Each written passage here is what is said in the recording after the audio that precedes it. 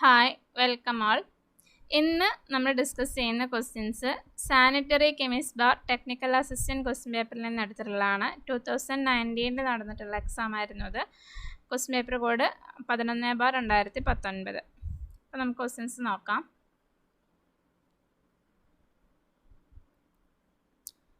First question, which of the following is the optical property of colloids?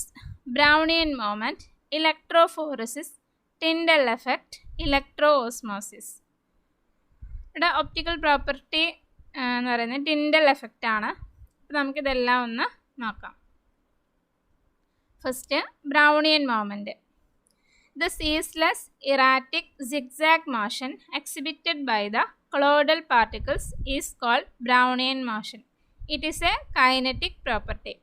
Colloidal പാർട്ടിക്കിൾസിൻ്റെ zigzag മോഷനെയാണ് നമ്മൾ Brownian motion അല്ലെങ്കിൽ Brownian movement എന്ന് പറയുന്നത്. ഇത് കൊളോയിഡിൻ്റെ കൈനറ്റിക് പ്രോപ്പർട്ടിയാണ്. Brownian motion is due to unequal bombardment of colloidal particles by the constantly moving molecules of dispersion medium. Colloidal പാർട്ടിക്കിൾസും ഡിസ്പെർഷൻ മീഡിയത്തിലെ മോളിക്യൂൾസും തമ്മിലുള്ള അൺഈക്വൽ ബൊംബാർഡ്മെൻറ്റ് കാരണം കൊണ്ടാണ് ബ്രൗണിയൻ മോഷൻ സംഭവിക്കുന്നത്. Since Brownian motion counter-reacts the force of gravity acting on the colloidal particles, it is responsible for, to some extent, for the stability of colloidal solution. Gravitational force കാരണം കൊണ്ട് colloidal particles coagulate ചെയ്യാതിരിക്കാൻ Brownian motion help ചെയ്യുന്നുണ്ട്. കാരണം Brownian motion gravity ഫോഴ്സിനെ counter react ചെയ്യുന്നത് കാരണം ഇത് ഈ കൊയാഗുലേഷനിനെ റെസിസ്റ്റ് ചെയ്യാൻ ബ്രൗണിയൻ മോഷൻ സഹായിക്കുന്നുണ്ട്.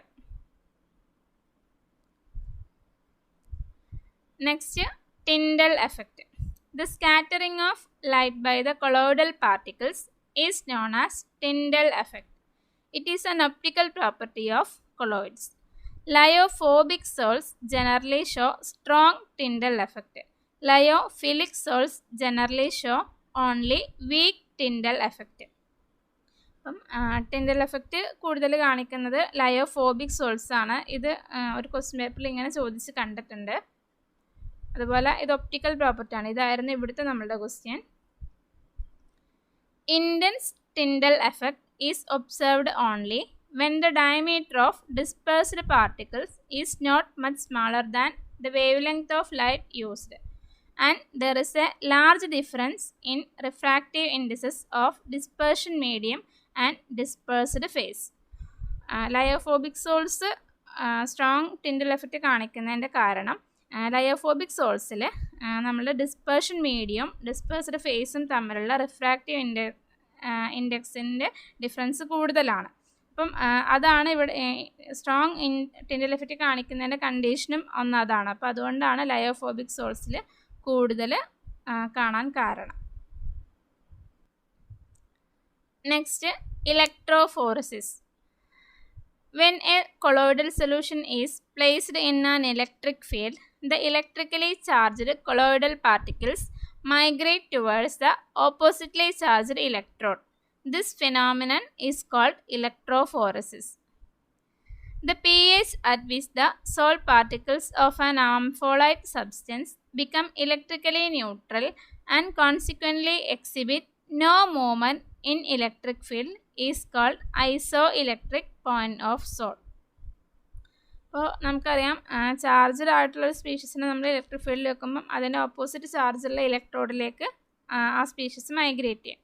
അപ്പം ഇവിടെ അതുതന്നെയാണ് നമ്മളിവിടെ ഇലക്ട്രോഫോർസ് കൊളോയിഡ്സിൻ്റെ കേസിൽ ചാർജഡ് ആയിട്ടുള്ള കൊളോയിഡൽ പാർട്ടിക്കിൾസ് അതിൻ്റെ ഓപ്പോസിറ്റ് ചാർജുള്ള ഇലക്ട്രോഡിലേക്ക് മൈഗ്രേറ്റ് ചെയ്യുന്നതിനാണ് നമ്മൾ ഇലക്ട്രോഫോറസിസ് എന്ന് പറയുന്നത്.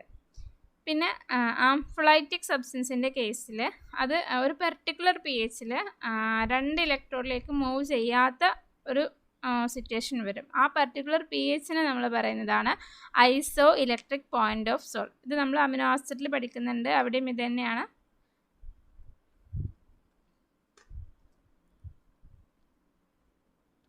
Next, electroosmosis. If the electrophoretic motion of the dispersed particle of a sol is prevented by suitable means, the dispersion medium begins to move in an electric field this phenomenon is known as electroosmosis. അപ്പോൾ നമ്മുടെ question ഇവിടെ ഉണ്ടായിരുന്നത് കൊളോയിഡ്സിൻ്റെ optical property ആയിരുന്നു. അപ്പം option C ആണ് answer.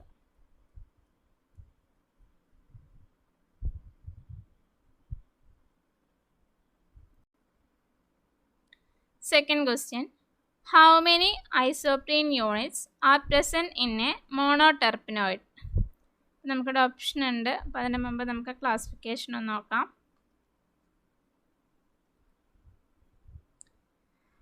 Number of isoprene units class.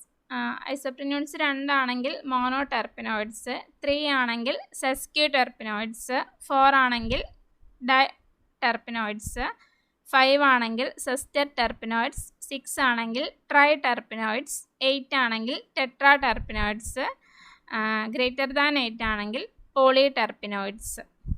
അപ്പോൾ നമുക്കിവിടെ question mono ടെർപ്പിനോയിഡിൽ എത്ര ഐസോപ്രീൻ യൂണിറ്റ് ഉണ്ടെന്നാണ്. അപ്പോൾ ഓപ്ഷൻ സി ആണ്, 2 ആണ് answer. Myrcene, citral, geraniol, nerol etcetera are examples for acyclic terpenoid. Limonin is an example for monocyclic terpenoid.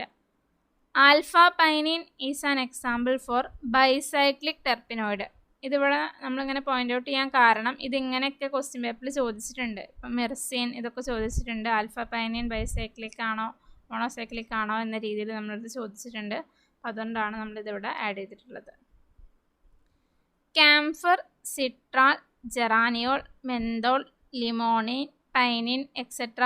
are the examples for monoterpenoids. Curcumin is an example for sesquiterpenoid. Carotenoids are example for tetraterpenes. Third question, the oxidation number of chromium in Cr2O7 is +7, +6, +5, +4. വളരെ സിമ്പിളായിട്ടുള്ളൊരു question ആണ്. നമ്മൾ 10th മുതൽ ചെയ്യുന്ന ഒരു problem ആണ്. Just ഒന്ന് കാണിക്കുന്നതെന്ന് മാത്രം. Cr2O7 അപ്പം ഈ ഒരു അയോണിൻ്റെ ഹോൾ ചാർജ് -2 ആണ്.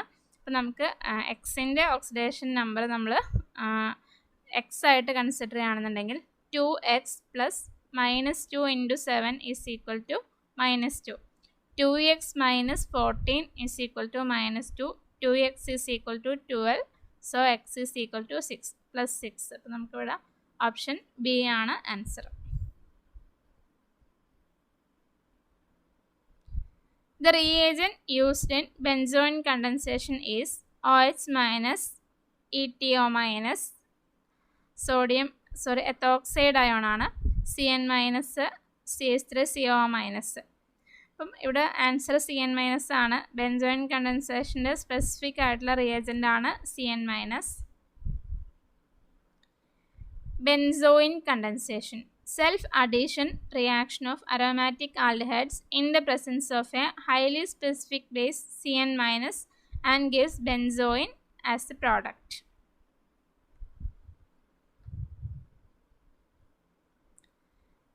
Next question, which indicator is used in iodometric titration? Erythrom black tea, starch solution, N-phenyl anthranylic acid, methyl orange. അപ്പം iodometric titrationൽ നമ്മൾ യൂസ് ചെയ്യുന്ന ഇൻഡിക്കേറ്റർ എന്ന് പറഞ്ഞാൽ സ്റ്റാർച്ച് ആണ്. സ്റ്റാർച്ചും അയോഡിനുമായിട്ട് നമുക്കൊരു ബ്ലൂ കോംപ്ലക്സ് കിട്ടും. അതാണ് അവിടുത്തെ എൻഡ് പോയിൻ്റ് ആയിട്ട് നമ്മൾ കൺസിഡർ ചെയ്യുന്നത്. ഇനി ഇതൊക്കെ ബാക്കിയുള്ള ഇൻഡിക്കേറ്റേഴ്സൊക്കെ ഏത് ടൈട്രേഷനിൽ യൂസ് ചെയ്യുന്നതെന്ന് നോക്കാം. Eriochrome black T, complexometric titration, starch iodometric titration, N phenyl anthranilic acid redox indicator ആണ്. ജനറലി നമ്മൾ ഡൈക്രോമെട്രിക് ടൈട്രേഷന് വേണ്ടിയിട്ടാണ് യൂസ് ചെയ്യാറ്. Methyl orange acid base indicator. Erythrom black tea, Muroxate are examples for complexometric indicators. Phenolphthalein, methyl orange, methyl red, bromothymol blue, phenol red, thymol blue are examples for acid-base indicators. N-phenyl anthranylic acid, methylene blue are examples for internal redox indicators. Most of the redox indicators are colorless in their reduced state. Potassium ferricyanide is an example for external redox indicator. Eosin, fluorescein, alizarin red are adsorption indicator. ഇവിടെ EBT, murexide ഇതൊക്കെ complexometric ഇൻഡിക്കേറ്റേഴ്സിന് എക്സാമ്പിളാണ്. Phenolphthalein, methyl orange, methyl red, bromothymol blue, phenol red, thymol blue ഇതൊക്കെ acid base indicators ആണ്. N phenyl anthranilic acid, methylene blue ഇതൊക്കെ redox ഇൻഡിക്കേറ്റേഴ്സിന് എക്സാമ്പിളാണ്. നമ്മുടെ ഇൻറ്റേർണൽ റിഡോക്സ് ഇൻഡിക്കേറ്റേഴ്സിന് എക്സാമ്പിളാണ്. അതുപോലെ പൊട്ടാസ്യം ഫെറിസൈനൈഡ് എക്സ്റ്റേണൽ റിഡോക്സ് ഇൻഡിക്കേറ്ററിന് എക്സാമ്പിളാണ്. അതുപോലെ നമ്മൾ ക്വസ്റ്റ്യൻ പേപ്പറിൽ പലപ്പോഴും ചോദിച്ചിട്ടുണ്ട്, PG ലെവൽ ക്വസ്റ്റ്യൻ പേപ്പറിലൊക്കെയാണ് കണ്ടിട്ടുള്ളത്. നമ്മുടെ റിഡോക്സ് ഇൻഡിക്കേറ്റേഴ്സ് കളർലെസ് ആയിട്ടുള്ളത് ഏത് ഫോമിലാണ്? എല്ലാ ഇൻഡിക്കേറ്റേഴ്സിനും ഇത് ആപ്ലിക്കബിൾ അല്ല. മെജോറിറ്റി ആയിട്ടുള്ള കേസിലും റെഡ്യൂസ്ഡ് സ്റ്റേറ്റിൽ റിഡോക്സ് ഇൻഡിക്കേറ്റേഴ്സ് കളർലെസ് ആയിരിക്കും. പിന്നെ ഇയോസിൻ, ഫ്ലൂറസിൻ, അലിസാരിൻ റെഡ് ഇതൊക്കെ adsorption ഇൻഡിക്കേറ്റേഴ്സാണ്. Next, the density of EDTA is 6, 5, 3, 4. ഇവിടെ മാർക്ക് ചെയ്തിട്ടുണ്ട്. EDTA എന്നതൊരു ഹെക്സാഡെൻഡേറ്റ് ലിഗാൻഡ് ആണ്, ഒരു ചീലേറ്റിംഗ് ലിഗാൻഡ് ആണ്. അപ്പം EDTA സ്ട്രക്ചർ നമ്മളിവിടെ തന്നിട്ടുണ്ട്. Ethylene diamine tetraacetic acid. ഇവിടെ നമുക്ക് 6 ഡോണർ സൈറ്റുകളുണ്ട്. അപ്പം അതുകൊണ്ടാണ് അത് ഹെക്സാഡെൻഡേറ്റ് എന്ന് പറയുന്നത്. 2 നൈട്രജൻ ആറ്റം, 4 ഓക്സിജൻ ആറ്റം. അപ്പോൾ ഈ ക്വസ്റ്റ്യൻ പേപ്പറിലെ ബാക്കി ക്വസ്റ്റ്യൻസ് നമ്മൾ വരും ക്ലാസ്സുകളിൽ ഡിസ്കസ് ചെയ്യുന്നതായിരിക്കും. Thank you.